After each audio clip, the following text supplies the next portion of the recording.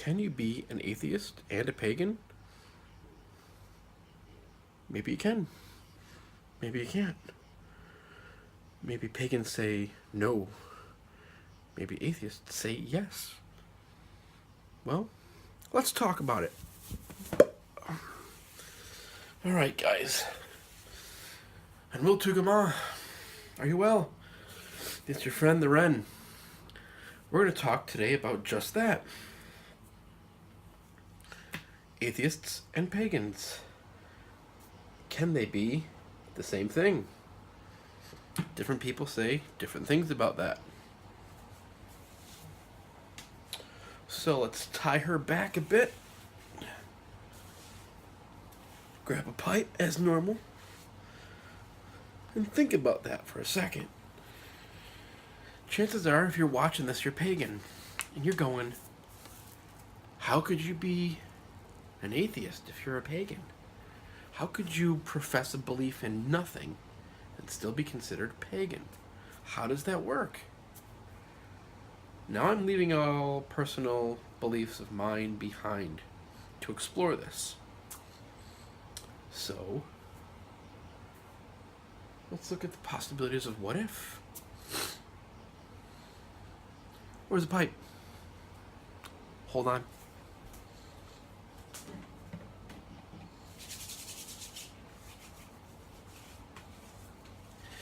Looking for a pipe, looking for a pipe.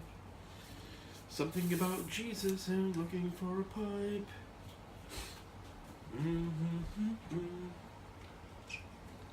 We have a pipe.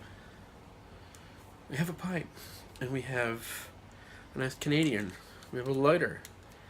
Now we must access the worlds of tobacco, which are aplenty in my home. So, atheists watching this are laughing, going, we know how to be pagan. If we want to be pagan, we just change the definition of paganism. Fair enough. Fair enough. The definition of paganism, you know what? We're country dwellers. The Latin from pagani. You know, that offensive term that city folk used, meaning those rural people in the sticks. Okay? Let's jump on that wagon.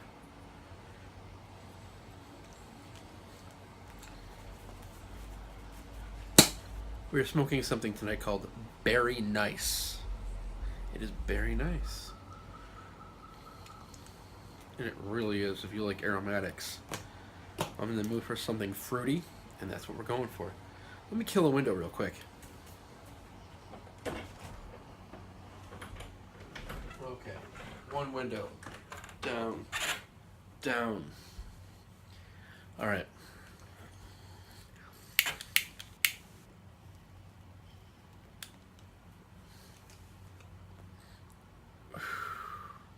I'm on my feet. I need to walk and talk today. There's lots going on in my world. So I kind of have to be moving. So, I'm a pacer. If you couldn't tell, I can't sit still. Even when I am sitting still, I'm fidgety. You know, it's all...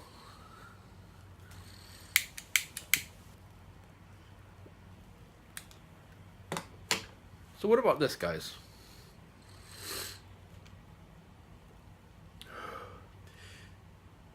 If we look at the path of paganism and we remove the spiritual aspects from it, what do we have left? Well, I think we have a very human experience that appreciates nature, that might define things more scientifically and less spiritually, where some pagans might have both. An atheist might say, well, I'm going to celebrate these festivals because they're cultural and not spiritual. An atheist might say, I'm going to celebrate these festivals because in doing so, I am acknowledging my humanity, my presence on this planet,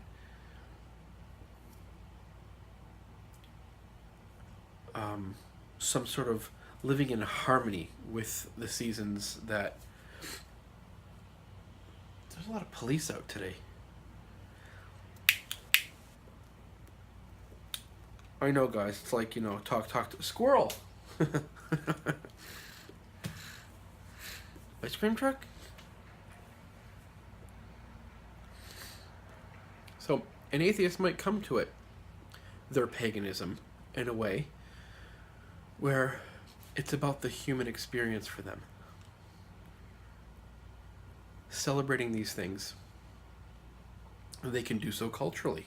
Perhaps they're on a Celtic path or Norse path, even more so culturally, because then they're not honoring their ancestors through a spiritual means, but they are here because of them, and that's as far as it goes for them, because there's no afterlife, right?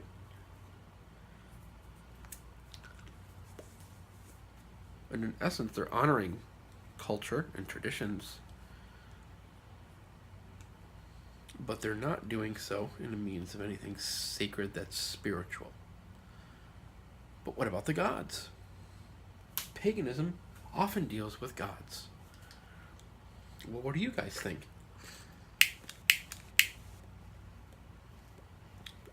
How would an atheist pagan deal with the gods?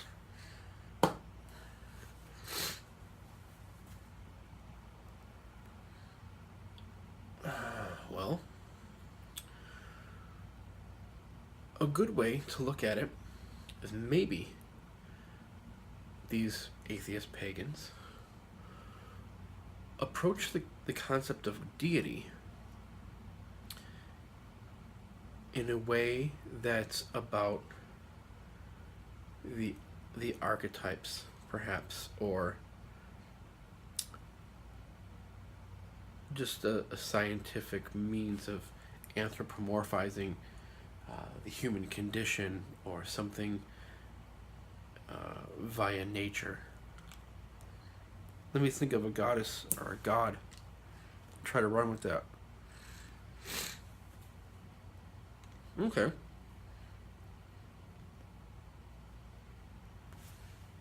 From the top of my head, maybe it's Imbolc.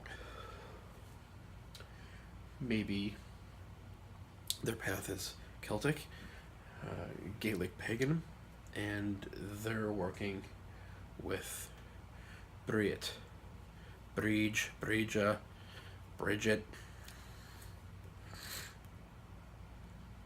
Okay.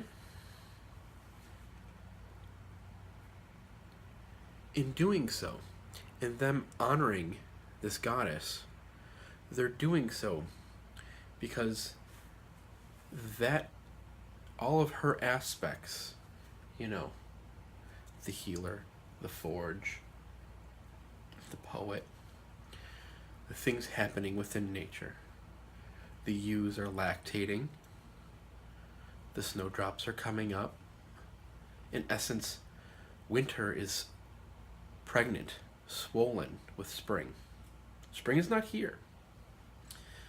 The milk is flowing, all right? Imbolc. Most pagans understand this concept of Imbolc. Birth is coming. The lambing season. Well, in essence, we're looking at something that an atheist can acknowledge through history. There's archaeology. There's what else is there besides history, archaeology? There's the psychological. The archetype of this goddess. This goddess and all her attributes could simply be seen as a human characteristic that we all have. Maybe the person's male, but they can't really identify with Bríd in the way that a mother could, or a grandmother might.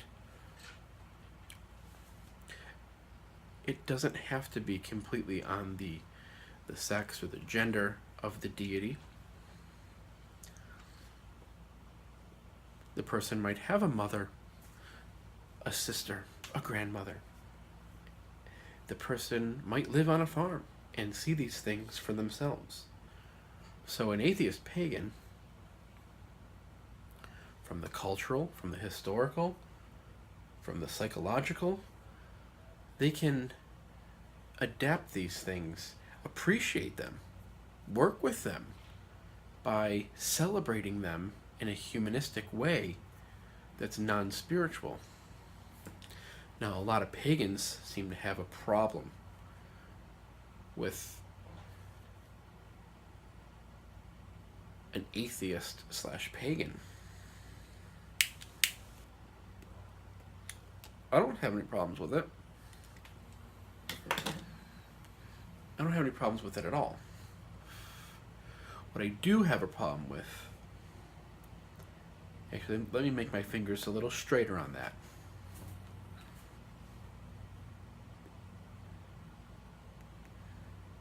What I do have a problem with is atheists are generally, by stereotype, the first to let you know that they're atheists.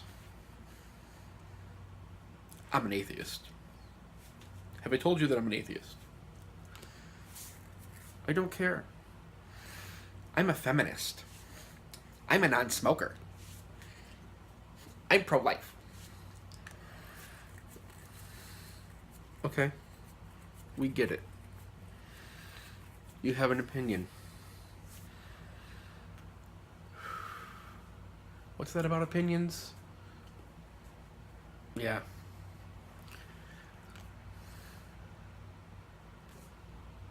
I support your ability to have an opinion. I would defend to the death your right to have your opinion.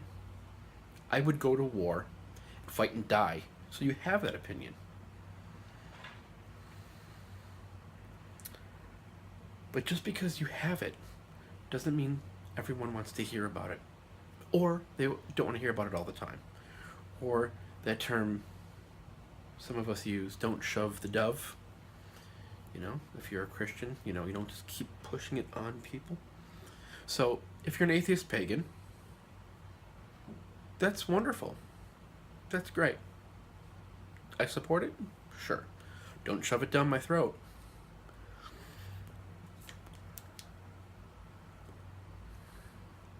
Let's take this a step further. We talked about how does an atheist pagan deal with the nature. We talked about how they might possibly deal with the gods. How would they deal with magic?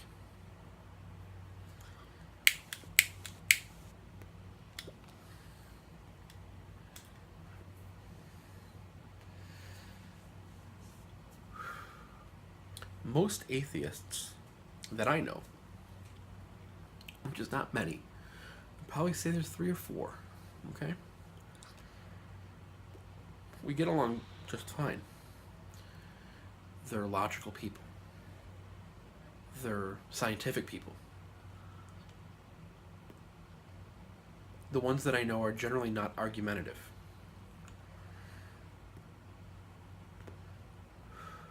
But they are closed-minded. Okay? They are hard science, where science has become their faith, if you will.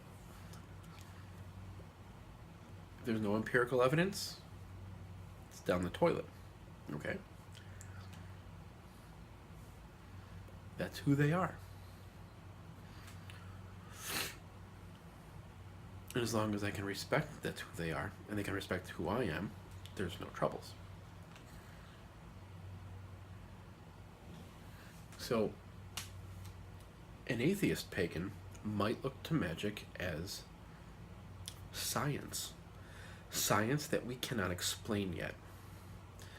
Things that are on the cutting edge, the leading front, like what's extremely current, what new developments are being made in all areas of like quantum physics, quantum mechanics, string theory, and all these strange things we're still tinkering with and toying with.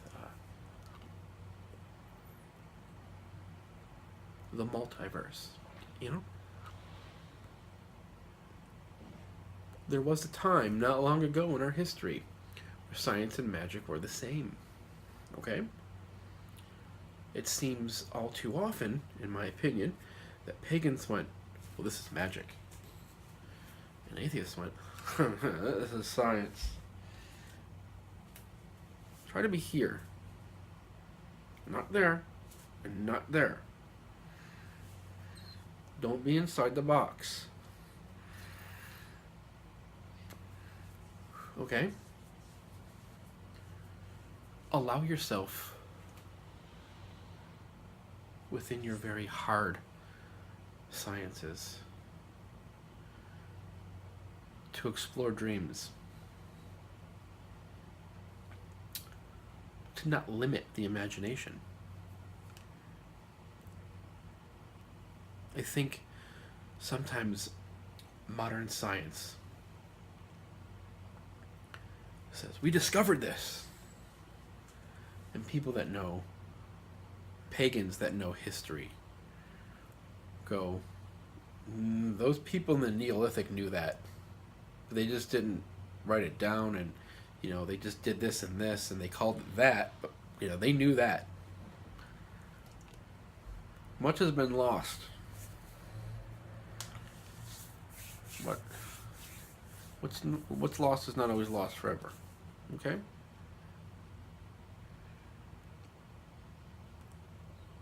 So, if an atheist pagan looks to magic as science, we should support that. What harm does it do to the community at large, both the pagan community, the atheist community, the community of the world, for someone to be involved in science?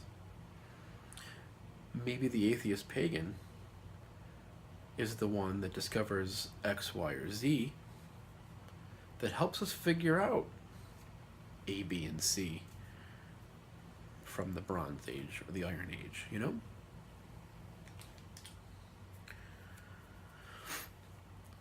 Pagans take a great interest into magic. They have different definitions, there's different traditions. Where the atheist pagan might take great interests into different areas of science. That's wonderful.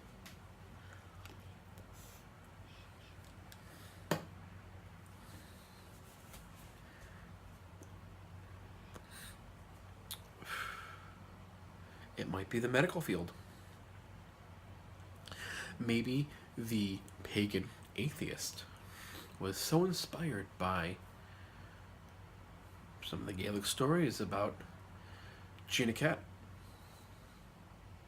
and things about, you know, the things that were mentioned in the lore about healing and the use of herbs,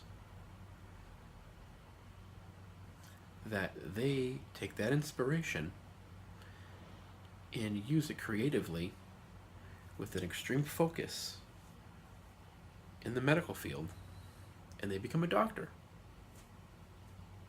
Should we, as pagans, hard polys, be upset about that? He might be saving your life someday. She might be taking care of your ass tomorrow.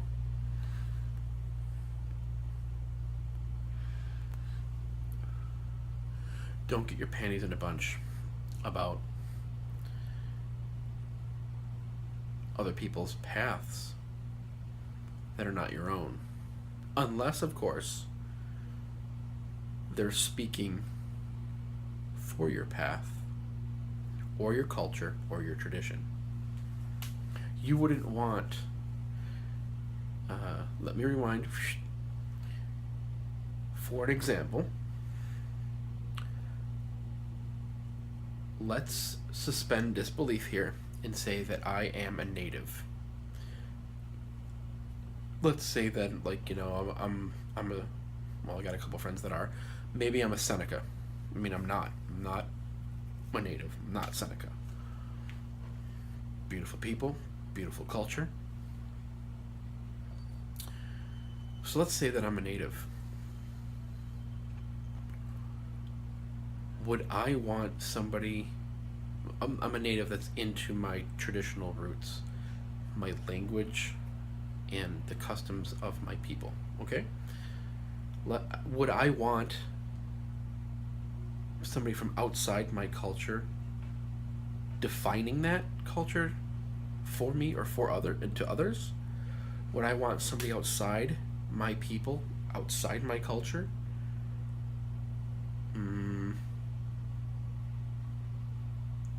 saying that they represented this or that? It would not. That would be offensive. So, same would apply if I am a Gaelic pagan, an Irish pagan, Shinshrucht. That's the tradition that I follow. It could be CR, Celtic Reconstruction. There's many of them. But I'm drawing specifically on very specific roots for my personal faith here, because it's a part of the culture, my people, and my ancestors. Would I want somebody outside of my culture, defining that for me? You know, and I get that a lot because, well, you don't look Irish. I talked about that in another video.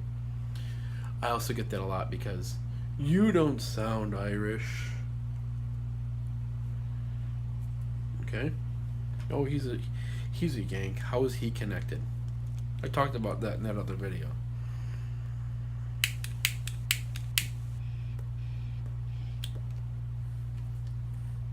How many... No, I'm not going to go there.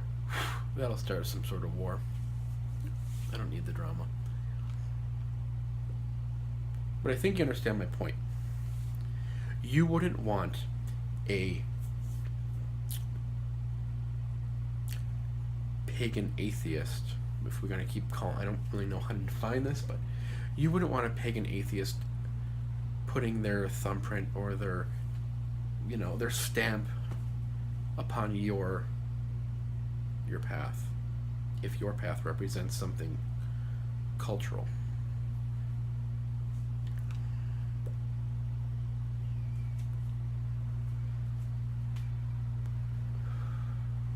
They're entitled to their opinions, as we all are.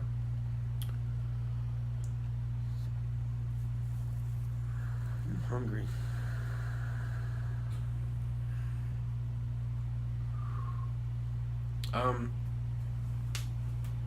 So yeah, guys, how do you feel about this idea that there are people that are pagan atheists?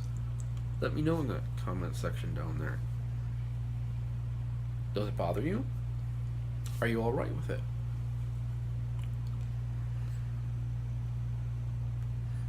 If it does bother you, what does bother you about that? Do you know anybody? Have you talked with anybody that is a pagan atheist? I know some atheists. I know lots of pagans, but I don't know anybody that's both. The reason why I bring this topic up this evening is because I was having a chat with a friend, and the topic came up, and he said to me, let's have a debate. And he wanted me to take the side of pro-pagan atheists and defend it.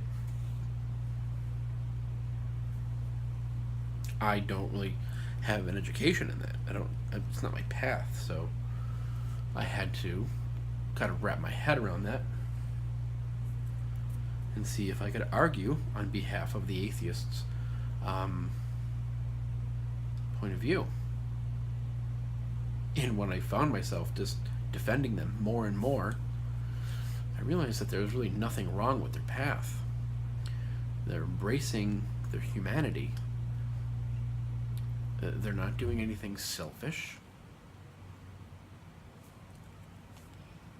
They're trying to be good people and understand their customs and traditions of their ancestors. Or they have a giant appreciation for nature. What's wrong with that? Or They're interested in the sciences. They can take the mythology, the lore, and apply it that way.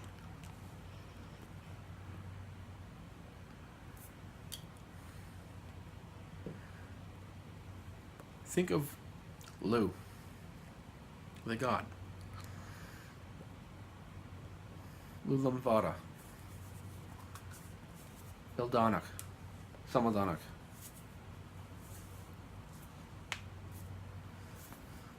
The long arm. The many gifted, the many talented. What do we know about him from the stories? Could we not plug him automatically into one of Jung's archetypes as the hero? Could he not be seen in characters like Luke Skywalker? Follow me.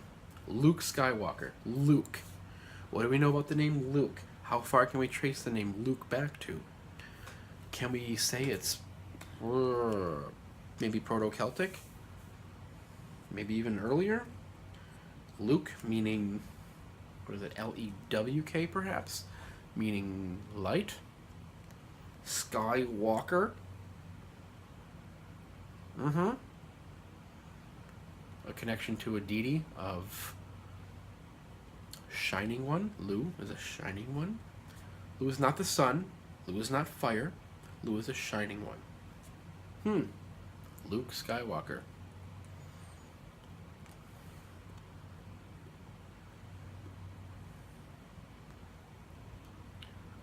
An atheist pagan might do something very similar. Look at it from points of view, from the psychological, from the human.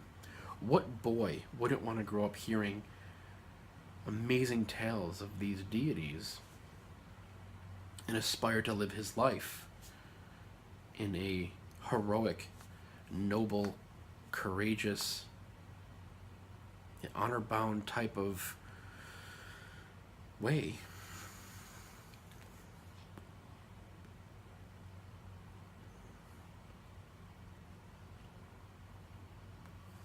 So, the morals and the ethics that we learn from these stories could be applied in a very everyday sense of the word, like concrete, applicable way. Geese? I live by, there's two creeks that kind of come together. Big creek over on one side and a big creek on the other side. And maybe, I don't know,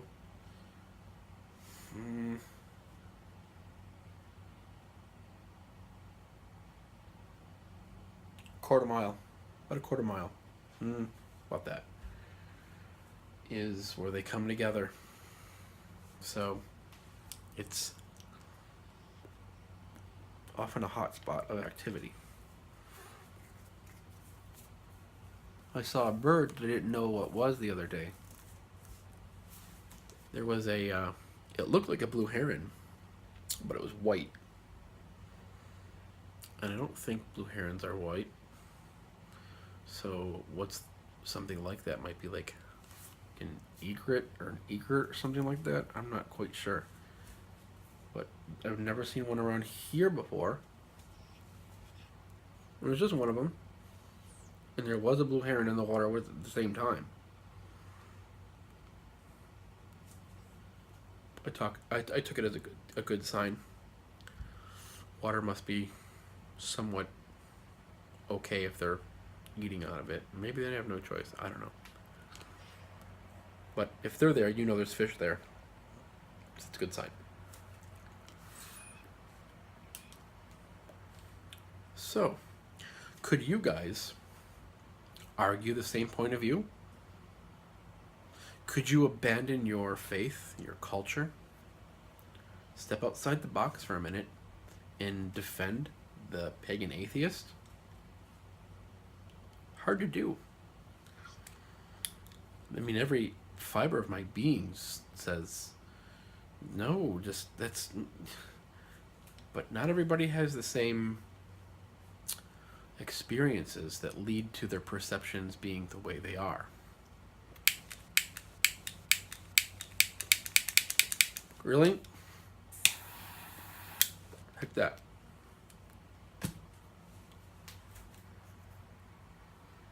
No, we have to remember that on the wider scale. Not everybody has the same experiences that leads them to have the same perception. Perception's important. Perception and perspective. Sometimes just a change of perspective can change your perception. When I say that, I think about Lodge, but do you normally sit in the same chair every day at home? When you're watching the tube? When you're reading a book? Notice in my videos, scroll through the past, I try not to sit in the same spot. I believe in if you change your location, your thought pattern might change a bit. The mood might change a bit. It opens you up to possibilities that would not exist, perhaps, if you stayed in the same seat. Sometimes I sit there. Sometimes I sit there. And sometimes I sit over there, but you can't see it. There's a love seat over there. All right?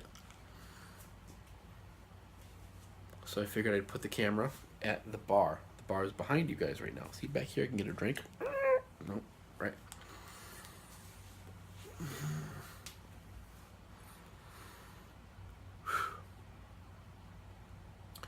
Try that exercise with a friend.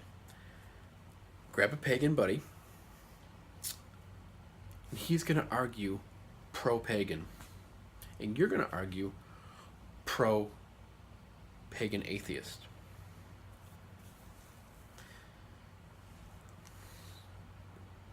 See where the waters meet. Okay?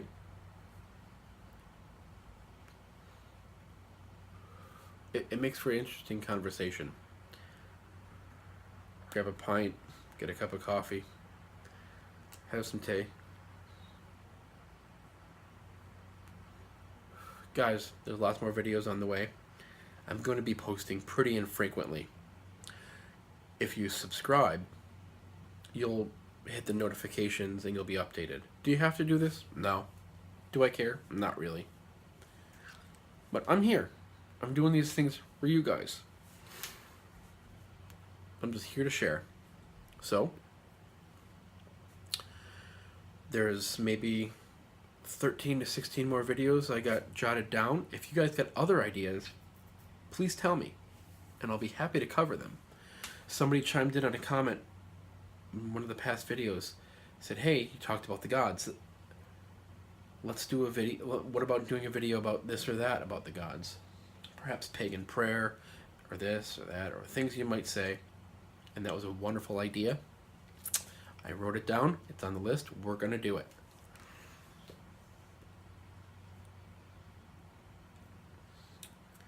I have some guitar music that I've arranged to share. And there's an awesome song on low D whistle that I'm going to play for you guys. What else is coming up?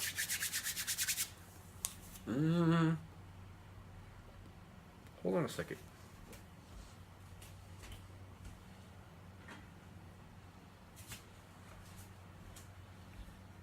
Sorry, it's been staring at me the whole time. Look at the cap of this. Can you see that? Can you see that yet?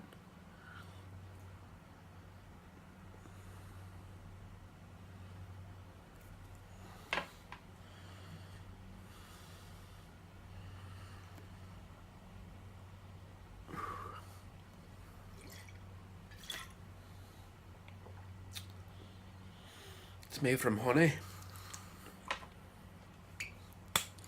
What's that from?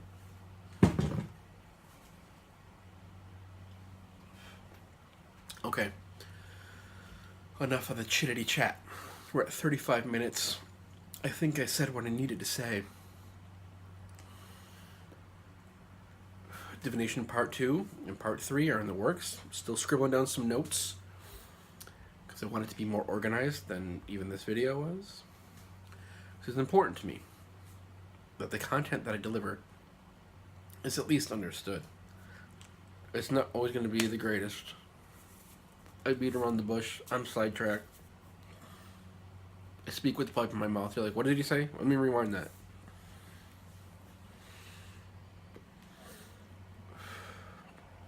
So, do you guys want to learn how to play something? Let me see if I can move this, guys. We are going to see about learning how to play a game.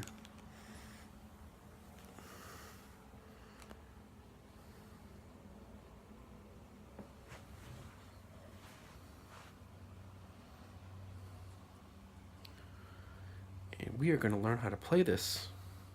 Well, you're going to learn how to play this. I'm going to teach you. And then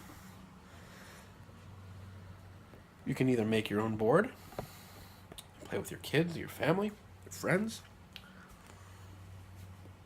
You're like, what game is that? What game is that? You're going to have to stick around and find out. Can you play checkers? Can you play chess? This game is a little harder than checkers, but easier than chess. But there's a lot of cool things about this game, and we're going to get to that. Also, as soon as the Etsy shop opens, I will have the means to provide you guys with a smaller version of that if you're interested in that.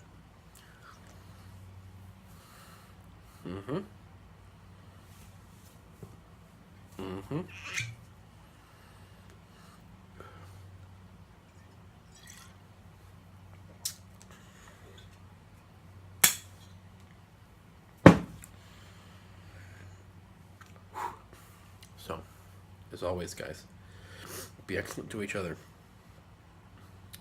We'll be chatting with you soon. Iowa. Good night. Slongafol.